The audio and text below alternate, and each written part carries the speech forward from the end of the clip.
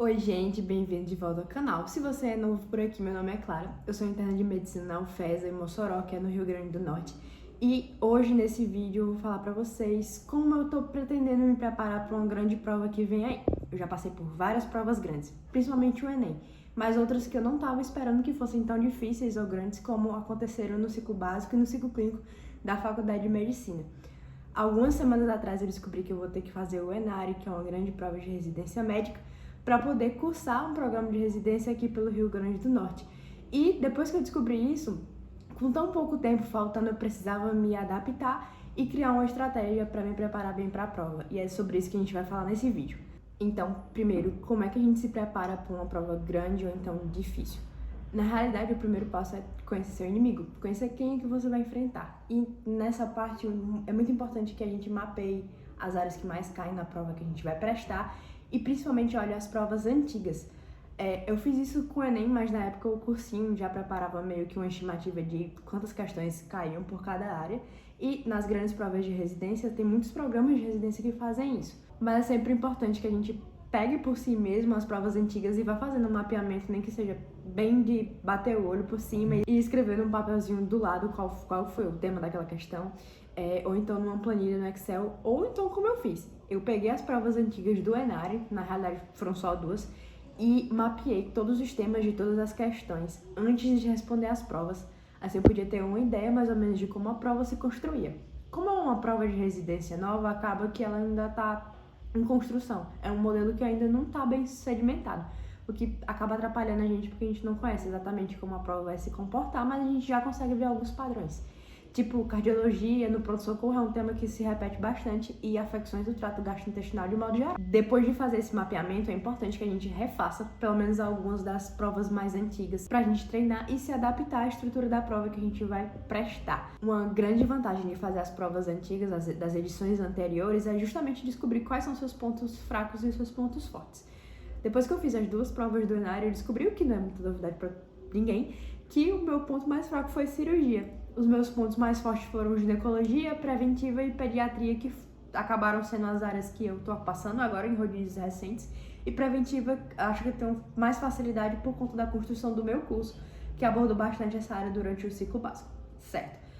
Inimigo conhecido, prova mapeada, agora é hora de afiar o machado. E o segundo passo nessa nossa jornada vai ser o planejamento.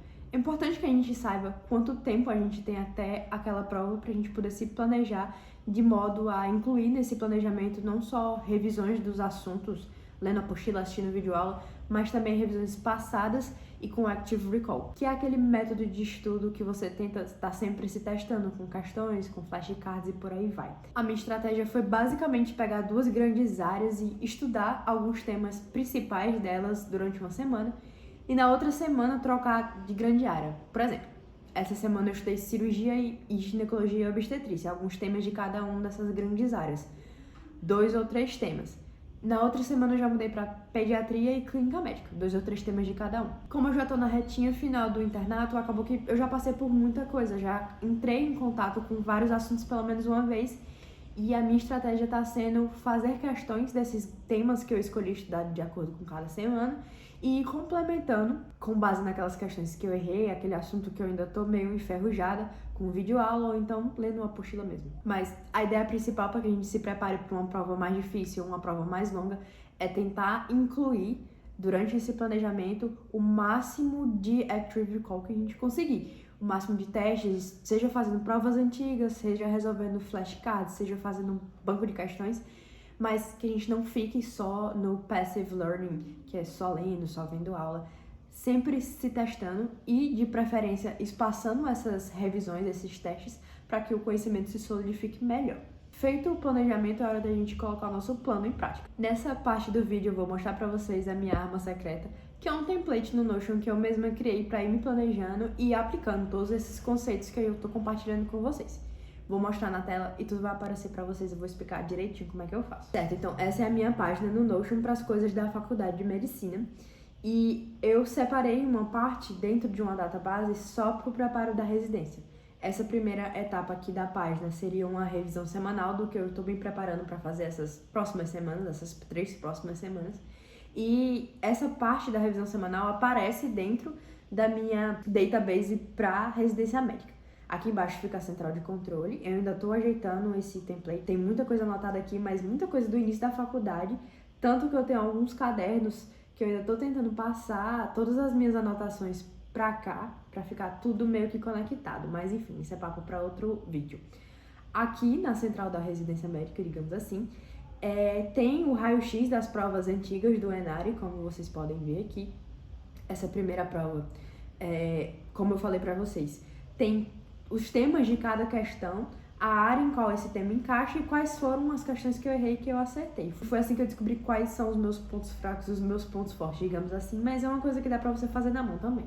Já aqui embaixo tem a central de estudos, com os bancos de questões que eu tô usando para cada área e um caderno de erros. Eu vou abrir a de ginecologia e de obstetrícia porque aqui tá mais completinha, já que é o rodízio no qual eu me encontro agora. Então a gente tem uma tabela e nessa tabela a gente tem algumas propriedades. Tem os temas, tem a área a qual aquele tema pertence, o principal método de estudo que eu utilizei para aquele tema ali, um caderno de notas, que é onde eu tenho anotações antigas da faculdade ou anotações mais atuais dessa época do internato, como por exemplo, nessa parte de diabetes mellitus gestacional. Tem algumas anotações aqui com algumas perguntas. A ideia é que a gente sempre esteja se testando, então, quando eu abro esses cadernos de notas e eu vejo a pergunta naquele assunto que eu queria dar uma checadinha, eu tento sempre ficar lembrando da resposta antes de abrir o Toogle. No caso, antes de abrir essa ferramenta aqui para poder mostrar a resposta, certo? Então a gente tem um caderno de anotações e eu também coloquei um caderno de erros. Essa parte de diabetes, eu não sei se eu coloquei a questão que eu errei aqui, mas tá sendo de longe a parte mais fácil para mim. Pronto, deu certo. Tá sendo a parte mais fácil para mim da GO, porque é um assunto que me interessa bastante. Mas a ideia do caderno de erros é pegar questões que eu errei de banco de questões que eu fiz, no caso eu uso estratégia, e colocar a resolução aqui embaixo. Essa aqui não tem, mas eu vou pegar outra para mostrar para vocês. Essa doenças hipertensivas na gestação, que é um tema que eu já tive um pouquinho mais de dificuldade. Tem um caderno de notas, do mesmo modo que o outro tema tem. E aqui tem o caderno de erros. No caso aqui tem a questão, a alternativa que eu marquei errada e a resolução da questão. Assim, nos fins de semana, ou então quando eu fizer uma nova revisão desse assunto, com o Active Recall de preferência, eu consigo ver essas questões que eu errei, dar preferência para resolver elas novamente e já ir direto na resolução, de forma que eu não precise ficar buscando explicação ou no celular, ou então em apostila, ou então em videoaula, já que a resolução das questões do estratégia, do banco de questões de estratégia média são excelentes e já tem um conteúdo bem solidificado ali. Tirando essa parte de apêndices, eu coloquei também o número de questões que eu fiz para cada área, o número de acertos e aqui uma fórmula que calcula a porcentagem de acertos de questões. Assim eu consigo meio que priorizar as áreas que eu estou acertando menos questões, já que eu estou me testando sempre e vendo quais são as áreas que eu preciso de mais atenção. Seja conhecer melhor como as questões são estruturadas nas provas, ou então só questão mesmo de voltar para o folhoso e rever as partes conceituais. Minha ideia foi basicamente fazer assim. Em casos de acerto de mais de 80% do número de questões, o assunto fica como uma prioridade verde, não é uma prioridade muito grande. Entre 50% e 80% de acertos fica ali no meio do caminho, e com menos de 50% dos acertos, que é essa bolinha vermelha aqui, já vira um assunto com mais, que tem mais urgência de ser revisto, talvez até reestudado. A ideia dessa database é deixar tudo bem amarradinho para que eu não precise estar sempre mudando de pasta, de local para conseguir as informações que eu quero e também para acompanhar o rendimento.